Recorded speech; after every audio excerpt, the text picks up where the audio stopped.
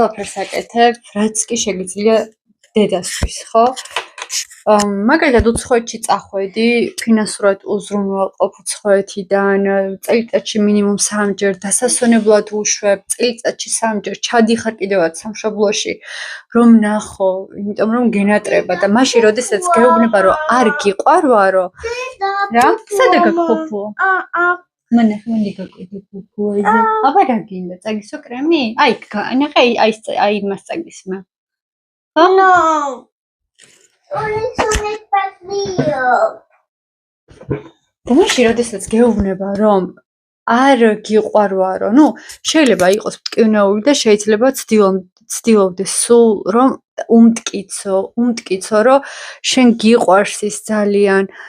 რა ვიცი, შეიძლება შემდეგ საქართველოშიც წახვიდე მაგალითად 2 თვით, 3 თვით რო იყო მასთან ერთად, რომ უფრო მეტი დრო გაატარო. შეიძლება შეგრძნება მოგცეს, რომ ესეც არ არის საკმარისი და ვეღარ გაგიგია და ფიქრობ, რომ აი რა გავაკეთო, წავიდე საზღვარგარეთ, იმიტომ რომ როცა საქართველოში ვარ, საკმარისი არ არის, იმიტომ რომ მეტი არის საჭირო. კაი, მივდივარ საზღვარგარეთ, ეგეც არ არის საკმარისი.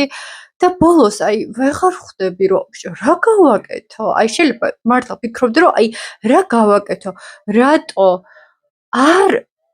რატომ ვერ ხვდება დედა ჩემი რომ მიყვარს? შეიძლება აი ეს პროტესტის გრძნობა იყოს და შეიძლება გაბრაზდე კიდევაც, თუმცა აი ერთი რაღაცა მინდა გითხრა რომ გაბრაზე არ არის გამოსავალი, არც ჩხუბი არ არის გამოსავალი.